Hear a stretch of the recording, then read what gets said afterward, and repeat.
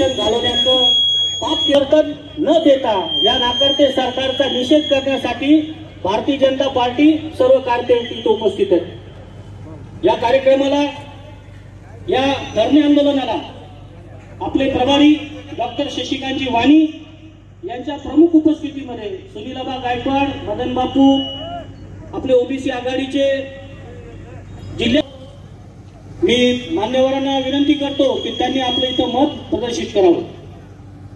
Desale sir.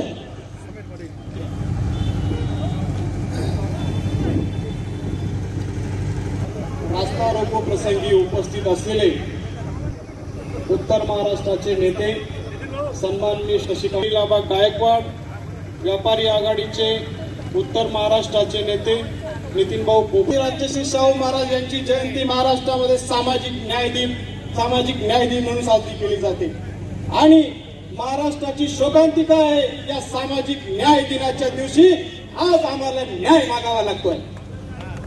या महाविकास आघाडी सरकारचं हे पाप आहे।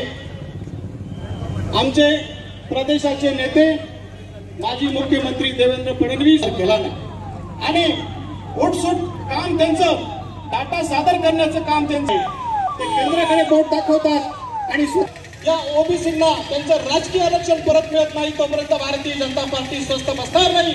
आम्ही रस्त्यावर उतरून आंदोलन करू। या आजची फक्त सुरुवात। मराठा आरक्षण के संदर्भ में जो देवेंद्र फडणवीस सरकार ने जो निर्णय लिया था, आरक्षण दिया था, वो महाविकास आघाड़ी सरकार की वजह से सुप्रीम कोर्ट में वो गंवाना पड़ा। अब इतने पे ये लोग रुके नहीं। तो ओबीसी के संदर्भ में जो आरक्षण पिछले दिनों में, पिछले कई सालों से, पिछले कई दशकों से जो मिल रहा था, उसको भी लेने का काम ये सरकार ने किया। ये सरकार सुप्रीम कोर्ट में फिर एक बार फेल हुई।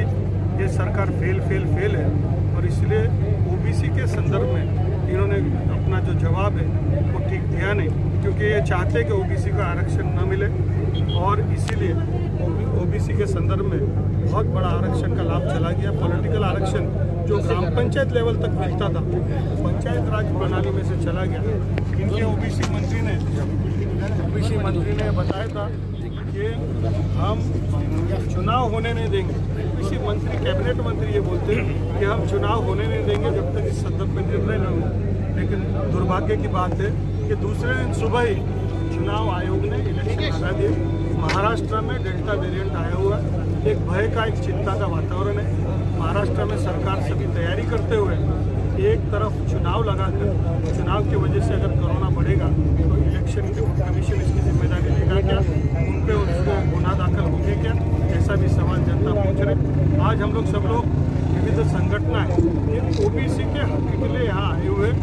हम भारतीय जनता पार्टी ने चक्का जाम किया और इसके माध्यम से हम लोग मांग करते हैं महाराष्ट्र सरकार से कि ओबीसी का जो आरक्षण है, कई दशकों से हमें जो मिल रहा है उसे आबादित रखे।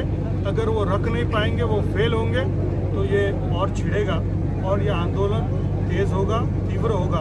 और जब तक हमें अपना अधिकार मिलेगा नहीं, तब तक हम रुकेंगे नहीं। हमारे दलित आदिवासी भाई हैं, उनका प्रमोशन में, सरकारी कर्मचारियों का प्रमोशन में उनका जो आरक्षण था वो भी छीन लिया गया है। और इन्होंने चर्चा होने के पहले वो सब आरक्षण के पद उन्होंने भर दिए और इसकी वजह से हमारे SC भाई जो है उन पे भी बहुत बड़ा अन्याय हुआ।